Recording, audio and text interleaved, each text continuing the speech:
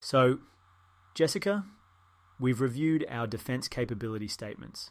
Let's start screening opportunities and building our pipeline. That means diving into the pursuit phase. But why is positioning so important?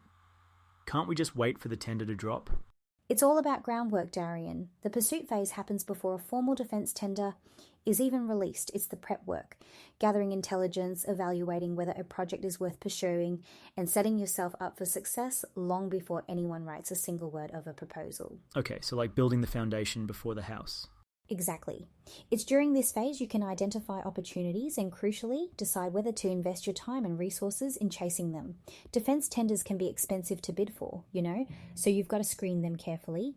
This is where the structured go-no-go decision framework comes in, avoiding wasted effort on bids you're unlikely to win. Right. So how does the go-no-go thing actually work? What's the checklist look like? It's basically a way to weigh up the key factors before committing to a bid. You'd consider things like strategic alignment. Does the project fit with your business goals? Then there's resource availability. Do you have the people and assets to deliver it? And of course, competition. Can you realistically win, or are you facing an incumbent with years of rapport and experience? So no blindly jumping into a David versus Goliath battle without a slingshot. Got it. I've got to ask, Jess, any real-world examples of this saving someone from a disaster? Funny you should ask, Darian. Take a mid-sized engineering firm in the Northern Territory. They looked at a massive defence radar upgrade project. At first glance, it seemed like a tempting opportunity, the prestige, the dollar signs. But when they used a go-no-go framework, they quickly realised... Let me guess, they had no radar experience? Exactly. Not only that, their competition included an industry heavyweight with 30 years of radar expertise.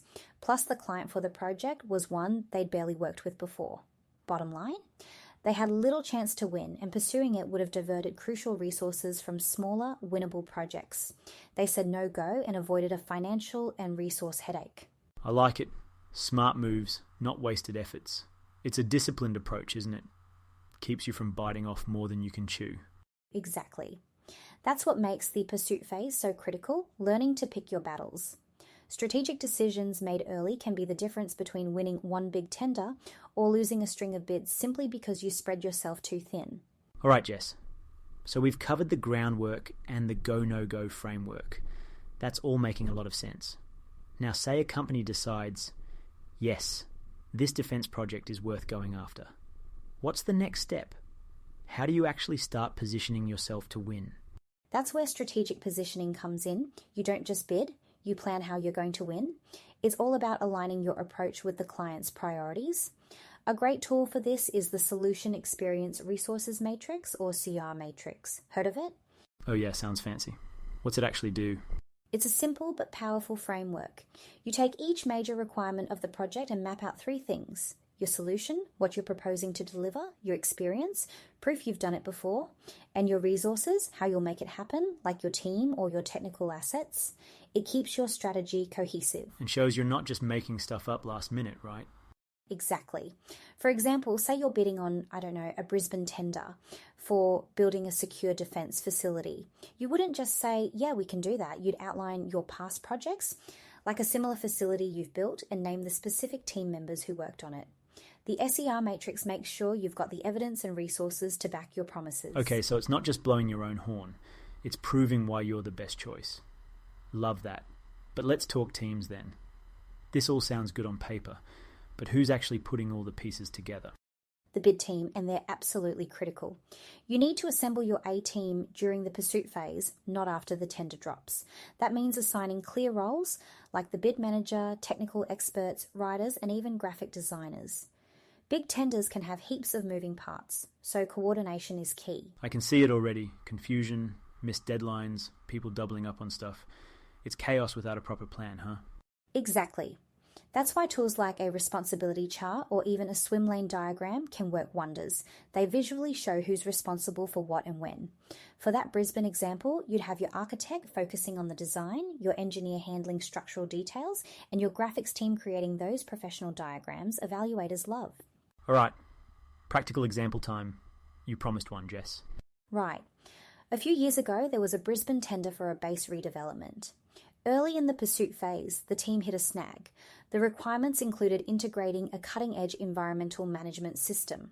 Their engineers didn't have that expertise on hand, but instead of scrapping the bid, they brought in a consultant early to collaborate. By the time the tender dropped, that consultant had become a real asset and their bid was seamless. So they fixed the gap before it became a sinkhole. That's brilliant. Shows the value of starting early, eh? Exactly. Defence evaluators can tell if a bid is a last-minute scramble versus one that's well-prepared and cohesive.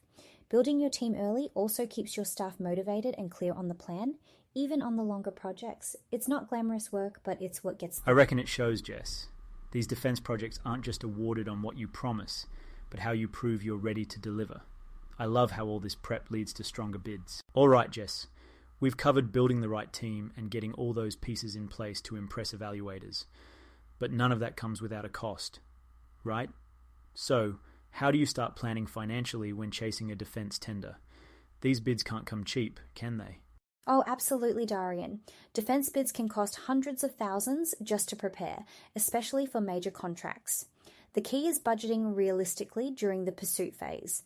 Start by listing all the likely costs: labour for your team's time, travel costs for site visits, consultants, maybe even developing prototypes. Wait, prototypes? You mean companies might be building stuff just to bid?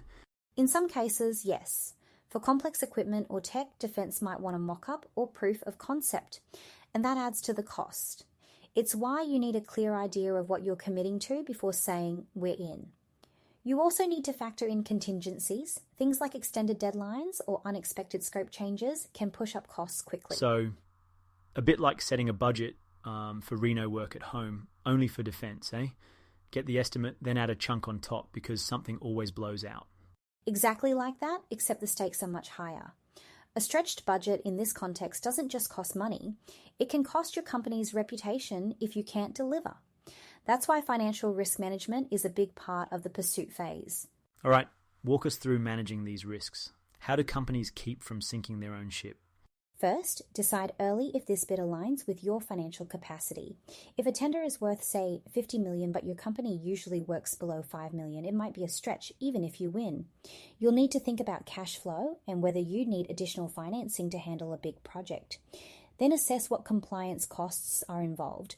Things like security clearances, indemnities, or insurance requirements. Yeah, I can see the hidden traps there. Winning the bid isn't the finish line. It's just the start if you haven't planned properly. Any tricks to keep those bid costs down? Absolutely. A great one is reusing content. Build a library of past proposals. Things like management plans or project profiles that can be tailored instead of starting from scratch every time. And teaming up with a larger partner can help share costs, especially if they bring expertise or resources you'd otherwise have to hire or buy. Right. So team smarter, not harder. I like it. But what about when plans change mid-pursuit? Let's say new intel comes in. How does a team adapt without losing focus or blowing the budget? That's where being flexible comes in, Darian. Regular strategy reviews are a must. Maybe a competitor suddenly teams up with another player, or defense shifts a requirement. It's about staying agile. Reassess your SWOT, adjust your bid strategy, or even rethink roles within your team. For instance, you might bring in a tech partner late if a new requirement emerges you can't handle solo. Okay, so staying nimble is just as important as getting the numbers right early on. Got it. What about practical exercises for teams? Like, how do you get them up to speed on this planning stuff? Great question. One exercise we often recommend is a simulated go-no-go decision. You give your team a hypothetical tender scenario, complete with all the complexities, budget, competition, risks, and have them work through a decision-making framework. It's a safe way to train teams on balancing big-picture strategic thinking with cost-focused reality. I love that. It's like giving your team a dress rehearsal before the main show. Nothing beats hands-on experience, even if it's hypothetical. Exactly. And it's these exercises that build the discipline to assess opportunities objectively, manage budgets wisely, and adapt to surprises in real bids. It's all part of preparing to win strategically, not just by chance. All right, Jess. After diving deep into the pursuit phase today, from budgeting smartly to staying agile and teaching teams adaptive strategies, what's the one big takeaway you think our listeners should really hang on to? Well, I'd say the key takeaway is planning and discipline. Defence bids aren't about reacting, they're about being proactive. preparing early, making smart decisions, and focusing your energy on opportunities where you have the best chance to succeed. Exactly. And for everyone listening, if you want to put all this into practice, don't forget to check out the exercise we've set up this week.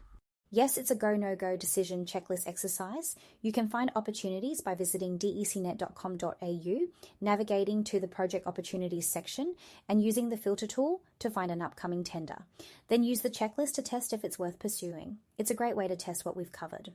And once you've done it, share your outcomes in the forum. It's all about learning from each other, right?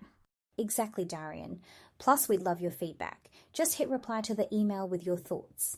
Tell us what's working, what's not, or even what topics you'd like us to cover in future episodes. Oh, and if you've been enjoying the ride, spread the word. Share the podcast with your mates. That's right. The more people we can help navigate the world of defence tenders, the better. Well, Jess, it's been an absolute blast diving into all this with you. Thanks for all your insight. Likewise, Darian, I hope our listeners feel ready to tackle their next defence opportunity. And on that note, we'll catch you all next time. Cheers, everyone. Stay sharp out there.